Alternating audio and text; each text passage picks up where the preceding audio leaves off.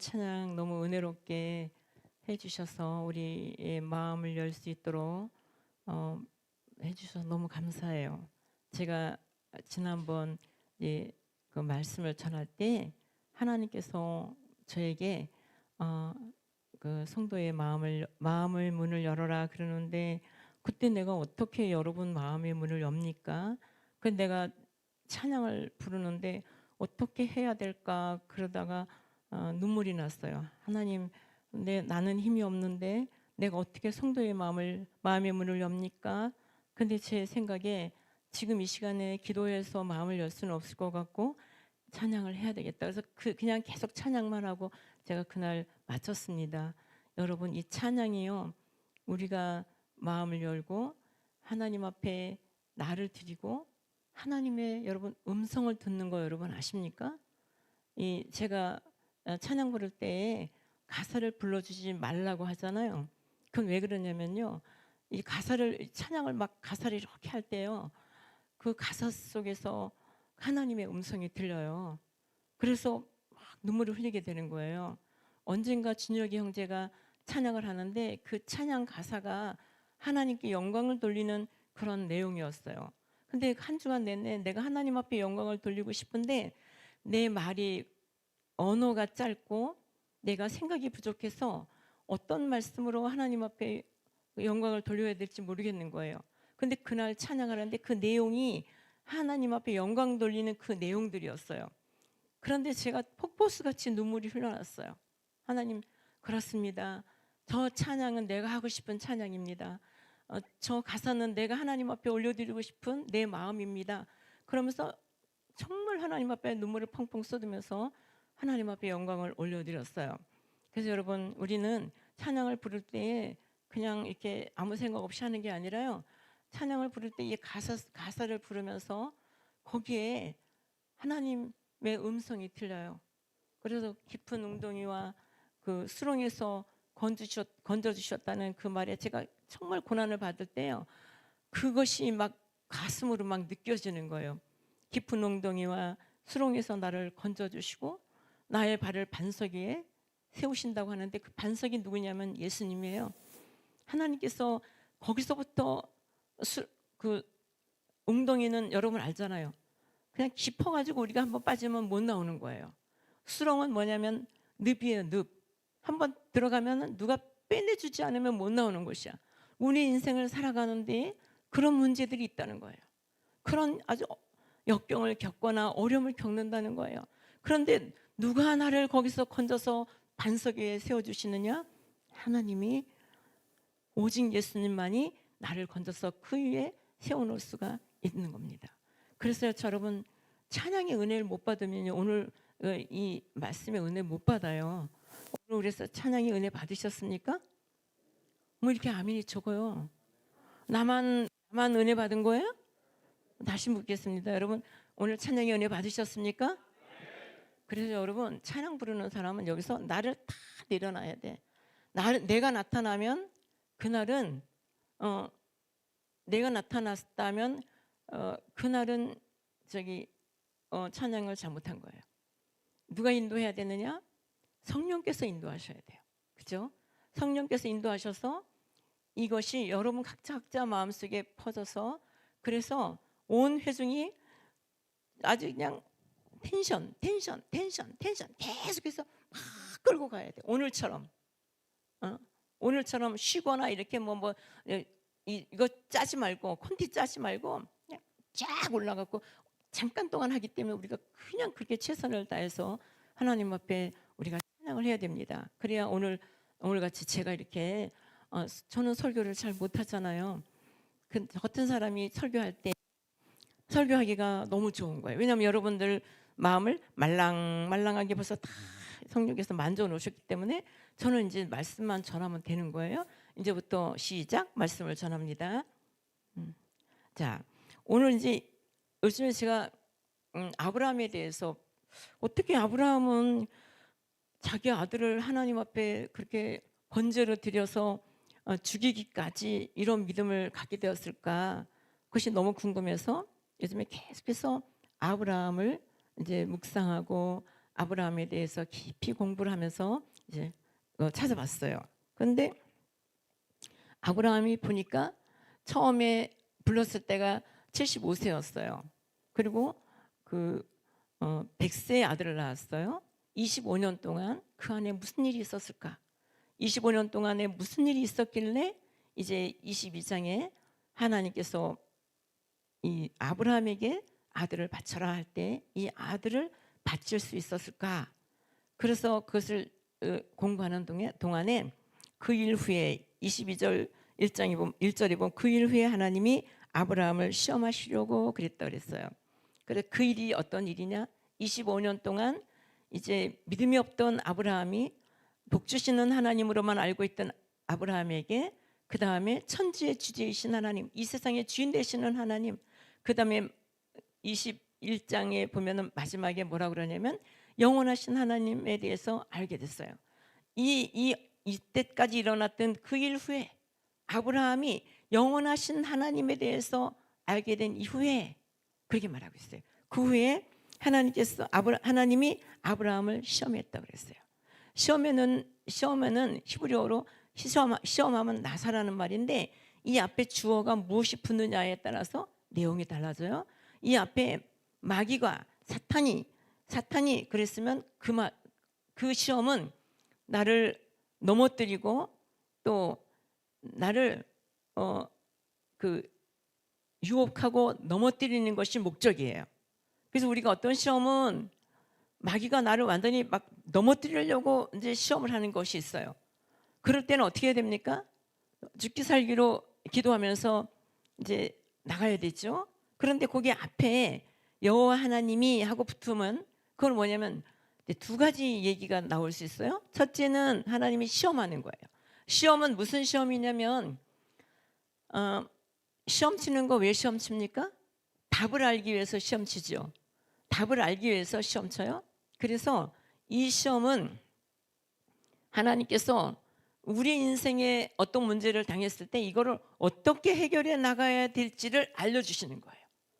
시험을 통해서 그걸 알게 되는 거예요. 아, 내가 지금 이렇게 힘든 일을 겪는 것은 내가 헌신을 안 하기 때문이구나 라든가, 아, 내가 지금 이 시험을 당하는 것은 내가 믿음이 떨어졌기 때문이구나, 이런 것들을 답을 알게 하기 위해서 이제 우리에게 시험을 주신다는 거예요.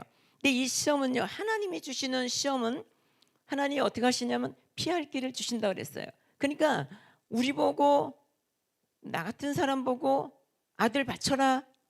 내가 우리 아들을 끌고서 저기 뒷동산에 올라가면 저 아들이 내 손에 잡혀서 번제로 드릴 수 있겠어요? 저 아들이 나보다 힘이 세고 더 강한데 나 같은 사람한테 아들 바치라고는 안 한단 말이에요. 그러면 하나님이 어떤 시험을 할까요? 그것은 내가 감당할 수 있는 시험, 아주 힘들긴 하지만 그러나 감당할 수 있는 시험을 한다는 거예요. 시험은 어려우니까 시험이죠. 시험은 시험이라 그래요? 누워서 떡 먹기 이렇게 하지. 시험은 어렵기 때문에 시험이에요. 감당하기는 어렵지만은 그러나 거기서 넘어지지는 않는 거예요. 왜? 하나님을 의지하고 나갈 수 있기 때문에 그렇습니다. 그래서 이제 보면은 야고보서 1장 2절로 4절을 한번 올려주세요. 야고보서 1장 2절로 4절에 보면 같이 한번 읽어봅니다. 내 형제들아, 너희가 여러 가지 시험을 당하거든 온전히 기쁘게 여기라. 이는 너희 믿음의 시련이 인내를 만들어내는 줄 너희가 알미라. 인내를 온전히 이루라. 이는 너희로 온전하고 구비하여 조금도 부족함이 없게 하려 함이라. 여러분 시험 당할 때 기뻐하는 사람 있어요? 근데 저는 시험 당하는 것에 대해서 두렵지 않아요. 왜 그렇습니까? 시험 뒤에 반드시 하나님께서는, 거기에는 반드시 하나님의 보상이 따라와요. 하나님께서 꼭 책임을 져주시는 그런 은혜가 따라와요. 그래서 시험을 두려워하지 않아요. 그러니까 기쁘게 여기지는 않지만 두려워하지는 않아요. 자, 그러면요, 우리가 이제 두 번째는 뭐냐면 훈련이란 말이에요. 훈련. 그러면 시험을 통하여서 우리를 훈련시켜요. 근데 여러분, 시험을 이런 일이 있구나, 머리로 깨닫고 마음으로 믿고 알았어요. 이걸로 끝나면요, 시험 받으나 마나요. 반드시 뭐가 따라오냐면 훈련이 돼야 돼요. 이 훈련은 이 훈련은 하나님께서 나를 어떻게 하려고 이 훈련을 시키느냐, 그것은 나를 하나님 앞에 절대적으로 순종하는 사람 만들기 위해서 이 훈련을 시키는 거야. 그래서 하나님이 나보고 여기 서 있어라. 나 여기 왜 서 있어야 되는지 모르겠어. 도대체 날 왜 여기다 세워놓는 거야? 그래도 어떻게 해요? 그냥 서 있는 거예요. 하나님이 서 있어라 그러면 그만할 때까지 서 있는 거예요. 근데 우리는 여기 딱 서 있다가 어떻게 해요? 아이 뻘쭘해. 왜 날 여기 서 있으라 그래? 아이 진짜 내가 알아서 가요. 근데 그게 아니라는 거예요. 내가 이해하지 못하고 내가 깨닫지 못하고 내가 용납이 안 되는 그런 시험, 그런 훈련이라도 하나님께서 해라 하면 그냥 하는 거예요. 이것이 얼마나 중요하냐면 이제 하나님의 말씀에 우리가 그러잖아요. 어떤 말씀이 있냐면 그 작은 일에 충성하라 그러잖아요. 작은 일에 충성하라. 그리고 심는 대로 거둔다. 그거 우리 모르는 사람 있나요? 모르는 사람 손 들어보세요. 듣는 사람 손 들어보세요. 다들 그냥 눈이 반짝반짝하네요. 작은 일에 충성하라 이거요 다 알아요. 그런데 작은 일에 진짜 충성합니까? 여러분 작은 일에 충성 안 하면 그 다음 일이 진행이 안 돼요. 여러분 그거 알아야 돼요. 제가요 예수 믿고 뭐 오래되지 않았는데 뭐 한 2년 3년 됐나 그랬는데 제가 이제 직장 때문에 이제 어떻게 왔는데 거기 교회가 이천성 목사님이 그 당회장 목사님으로 계신 교회를 가게 됐어요. 그냥 옆에 있어서 아무것도 모르고 그냥 갔는데, 그런데 거기서 여전사님이 저보고 이제 여기 새가족반 아이들 주일학교 새가족반을 하라고 그래서 저는 잘 몰라요. 성경 말씀도 잘 몰라요. 그랬더니 아니래. 내가 가르쳐 주는 것만 하면 된대. 그래서 그 전사님한테 이제 성경 말씀을 이렇게 배웠어요. 그래서 제가 이제 사역일을 이렇게 좀 더 이렇게 구체적으로 해가지고 4주 동안에 이 아이들을 훈련시켜서 올려보내는 걸 하라 그래서 첫째 날 하나님은 누구신가, 둘째 예수님은 누구신가, 셋째 성령님은 누구신가, 넷째 나는 누구인가. 이거를 계속해서 연구를 했어요. 밤에 자다가 또 이 꼬맹이들한테 어떻게 이 말씀을 전해서 이 구원의 확신을 갖게 할 수 있을까. 자다가도 막 가슴에 막 답답해가지고 막 벌떡 일어나가지고 막 하나님 어떻게 해요 막 이러면서 막 그랬어요. 그러면서 스케치북에다가 그림을 그리고 막 해가지고는 그거 가지고 이제 애들을 그 새가족반을 하는데 애들이 안 오면요 제가 이제 거기를 전도사님이 뭐라 그러냐면 거기 아이들을 집에 가서 애들을 데려오라 그러더라고. 그래서 이제 애들을 가서 다 깨워가지고 한 바퀴 확 돌면 깨워가지고 어린애는 없고 유치부는 없고 이 형아들은 야 따라와 이래가지고 데리고 오고 막 눈보라가 치고 그럴 때도 그 애들을 업고 막 그러고 다녔어요. 그랬는데 제가 이제 이천성 목사님이 저보고 신학을 하라고 그래서 제가 이제 신학을 하게 됐어요. 그랬는데 하나님이 제가 신학을 하면서 길을 열어주시는데 어떤 길을 열어주셨냐면 제가 집회를 하는 길을 열어주셨어요. 근데 그 집회의 핵심이 뭐냐, 여기서 매일같이 애들한테 이 첫째 날, 둘째 날, 셋째 날 이거 하던 거 가지고 그리고서 가서 대학부들 모인 데 가서 이 말씀을 전하면 대학생들이 막 엎어지고 뒤집어지면서 막 울고불고 하면서 막 하나님을 영접하는 거예요. 청년부에 가서 청년들을 모아놓고 하면 그런 일이 막 일어나. 그러면 이제 여기서 또 어느 교회에서 또 부탁을 해서 장년들을 이제 사경회를 하는 거예요. 막 그런 일이 일어나요. 그래서 제가 느낀 것이 뭐냐면 이렇게 네게 작은 거 맡겨줬을 때 내가 그걸 열심히 했더니 하나님께서는 이걸 가지고 이렇게 우리나라 여러 곳을 다니면서 이 집회를 하게 해주시는구나 하는 것을 깨달았어요. 또 한 가지 제가 아주 크게 깨달은 게 있어요. 이제 제가 지금 이제 이거는 이게 먼저 지금 말하는 게 먼저예요. 제가 그 신학도 안 했는데 교회 이제 시골 교회 가가지고 전도사로 1년 동안 일하고 오라고 그러는 거예요. 그래서 제가 몸이 아파가지고 직장을 그만두고 1년 동안 있으면서 창세기부터 계시록까지 그 주석을 놓고 공부를 했어요. 난 그 공부를 왜 하는지 몰랐는데 신학도 안 했는데 제가 1년 동안 그 시골 교회 가가지고 여전사로 일을 하는데 거기 가니까 내가 제일 하기 힘든 게 뭐냐면 애들이 8명이에요. 8명인데 이 애들을 가지고 선교원을 하려는 거야. 새벽에 나가서 이제 새벽 기도하고 돌아와서 또 준비해가지고 나와가지고 이 8명을 데리고 계속 뭘 해야 되는 거야. 근데 미치고 팔딱 뛰겠는 거야. 이거 매일같이 뭘 갖고 하냔 말이에요. 뭘 갖고. 그래가지고 죽겠는데도 제가요, 아이고 주여, 나 이거 어떡하나, 나 이거 진짜 힘들다, 나 이거 못하겠다, 나 이것만 아니면 돼. 이것 때문에 가고 싶어 집에. 이 애들 8명 데리고 이거 하라는 것 때문에 난 집에 가고 싶은 거야. 그래도요 계속 했어요. 그랬는데요 나중에 이제 몇 달이 지나니까 한 5, 6개월 지나니까 읍내에 새마을 유아원이 생겨가지고 그 애들이 다 글로 갔어요. 그래서 이제 해방을 맞이했어요. 그래서 이제 그 다음부터는 열심히 쫓아다니면서 이제 복음 전하고 막 그걸 했죠. 근데요 한 15년 후에 내가 뭘 하고 있냐면 선교원을 하게 된 거예요. 선교원을.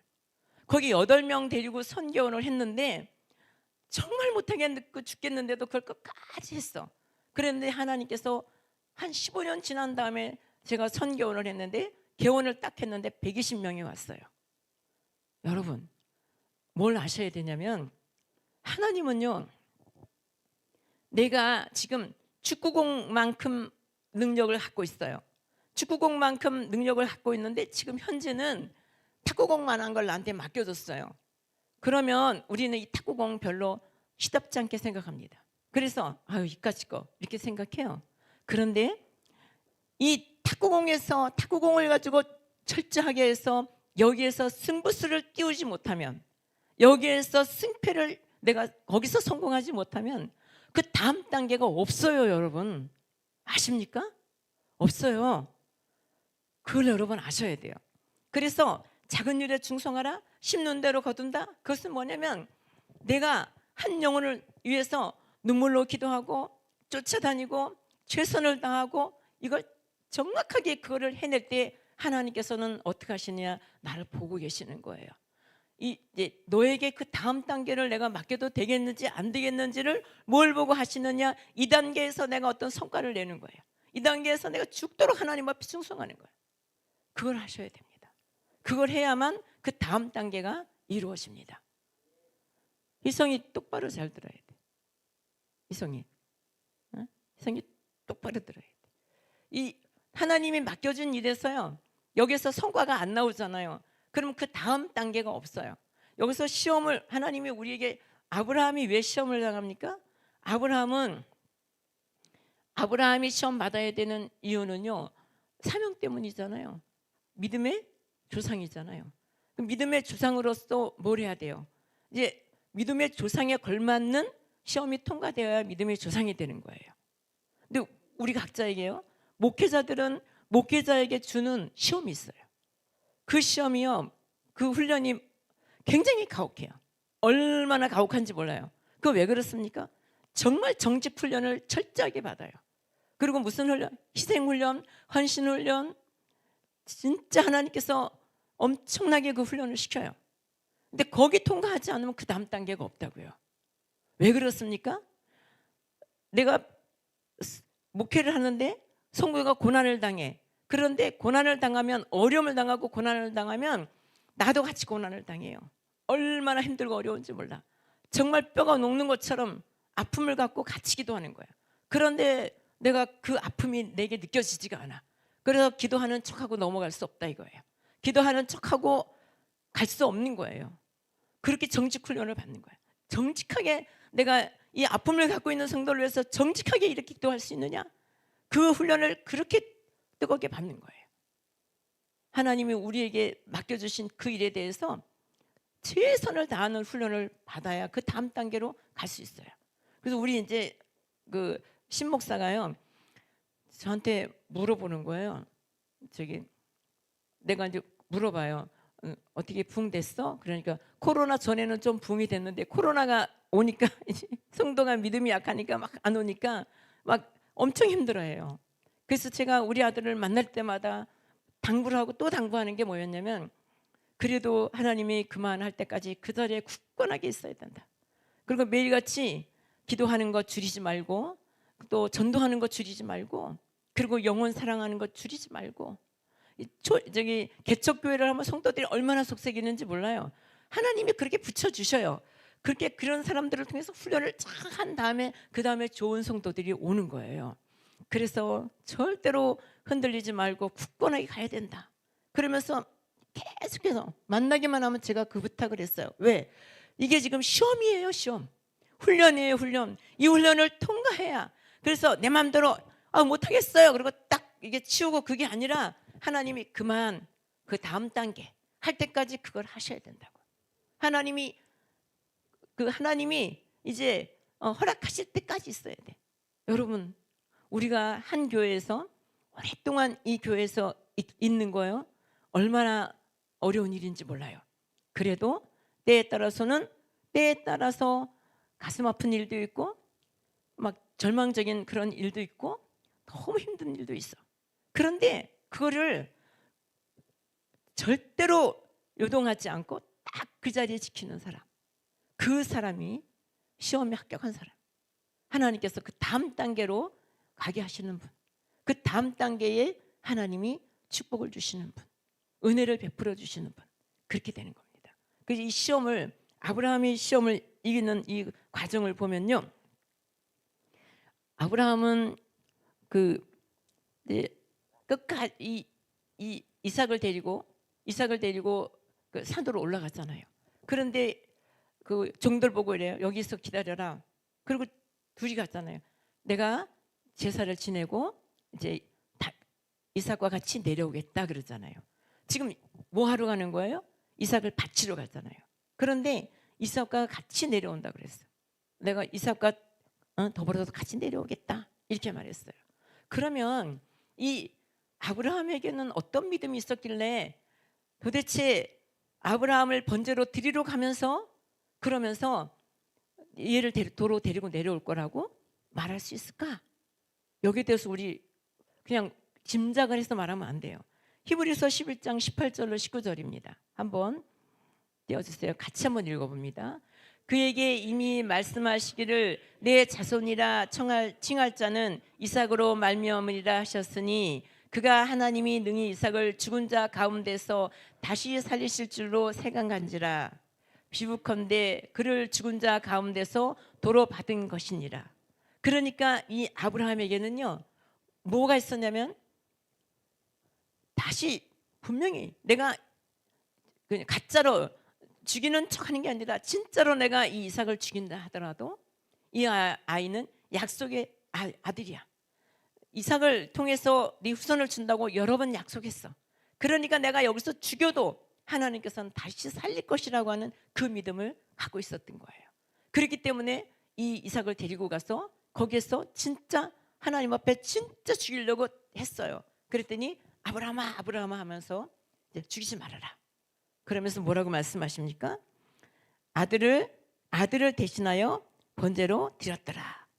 무엇을 아들을 대신하여서 뭐가 하나님 앞에 바쳐졌어요? 순양이 하나님 앞에 바쳐졌어요. 그래서 우리는요 예수님의 십자가 사건을 보면은 뭐냐면 내가 죽어야 될 자리예요. 내가 죽어야 될 자리에 나를 대신해서 예수님이 죽으신 거예요. 이 대신한다는 것이 얼마나 뜨거운 하나님의 사랑의 증거인지 몰라요. 이삭을 대신하여서 순양을 준비하신 하나님, 나의 죄를 용서하시기 위해서 나를 그 천국으로 보내시기 위해서 나의 죄를 용서해 주시기 위해서 하나님의 자녀를 삼기 위해서 예수님을 대신해서 십자가의 못을 박으셨다고 말씀하고 있습니다. 그래서 오늘 우리는요 이 여호와 이레라는 말은요, 우리가 너무 듣고 싶어하는 말이에요. 이 말이 무슨 말입니까? 하나님께서 준비해 준다는 거잖아요. 그렇죠? 이거보다 내 인생에 가는 곳곳마다 하나님께서 준비해 주시면 얼마나 좋겠어요? 그거보다 더 좋은 일이 있을까요? 없죠. 근데 여호와 이레는 어떻게 여호와 이레가 되는 겁니까? 이 하나님 앞에 절대적인 순종이 있어야 여호와 이레가 오는 것입니다. 하나님의 이 여호와 이레의 축복은 어떻게 오는 것이냐? 절대적으로 죽어도 산다고 하는 믿음을 갖는 것. 그래서 훈련을 받아야 돼요. 그러니까 그냥 단순히 잘 될 거야, 뭐 잘 될 수도 있어, 이거 갖고는 안 된다는 거예요. 철저하게 훈련을 받아야 돼요. 그래서 우리 보통 이런 성도들도요, 하나님께서 나에게 맡겨주신 일 있잖아요. 나에게 맡겨주신 그 일을요, 아무도 없는 곳에서 내가 최선을 다할 수 있는 그 믿음. 누가 나한테 잘한다고 격려해 주지 않고, 누가 나한테 뭐라고 말해주지 않아도 언제나 그 자리에 있어서 정말 철저하게 내가 그 일을 감당할 수 있는 사람. 그리고 나에게 뭔가를 맡겨주잖아요. 그러면 그 일을 위해서 내 심령을 다하고 뜨겁게 기도하고 찾아가고 돌보고 보살피고 해서 거기서 반드시 성과를 내야 돼. 반드시 영혼을 살리는 그 역할, 그 일을 해서 성과를 내야 돼. 그때 하나님께서요, 다음 단계로 이동하게 하시고, 하나님께서 그 다음에 너무 놀라운 것은 뭐냐면, 그것이 되어야 내가 세상에 나가서 무슨 일을 할 때요, 거기서 결과가 나와요. 너무 이상하죠? 이제 바람이 스쳐만 지나가도요, 하나님께서 나와 함께 하실 때는 바람이 딱 스쳐만 지나가도 그 바람 속에서 뭘 발견해내냐면, 내가 저거 하면 살겠구나, 저걸 하면 내가 성공하겠구나, 저거 하면 내가 일어나겠구나 하는 그게 느껴지고 알아져요. 그런데요, 내가 영성이 무뎌지고 하나님의 일에 열심을 안 하고 내가 심령이 어두워지면요, 내가 지금 죽을 길로 가면서도 죽을 길로 가는지 모르고 그리로 빨리 달려가고 있어요. 이게 살 길인 줄 알고 달려가고 있어요. 여러분, 얼마나 무서운지 아십니까? 내 영이 어두워지면 이 길로 가면 나는 반드시 죽어. 그런데도 그 길이 살 길인 줄 알고 거기로 사력을 다해서 뛰어가고 있어요. 죽는 길로 더 빨리 달려가고 있는 우리들의 모습. 영성으로 내가 깨어나지 않으면, 그래서 바람만 스쳐 지나가도요, 내가 무슨 능력이 있습니까? 내가 무슨 힘이 있습니까? 그래서 내가 해본 거는 성교원 애들 8명 해본 거밖에 없는데, 하나님이 개원을 딱 했는데 120명을 보내줬어요. 그랬는데 그 아이들을 막 하면서 가는데 나중에 200명이 넘었어요. 그런데 하나님께서 나에게 얼마나 지혜를 주시는지, 뭔가가 스쳐 딱 지나가면 그걸 딱 붙들어. 그래가지고 그걸 가지고 얼마나 요긴하고 필요하게 중요하게 써먹는지 몰라. 그런데 내가 이제 돈을 막 쫓아가고 돈 버는데 막 이렇게 막, 그러니까 사람이 돈 벌면 그러잖아요. 막 이렇게 하니까요.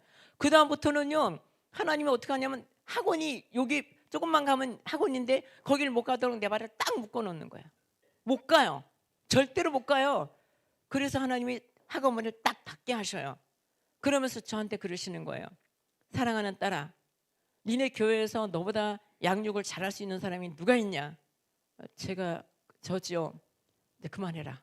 너 이제부터는 사람을 키우는 일을 해라. 이게 말씀하시더라고요.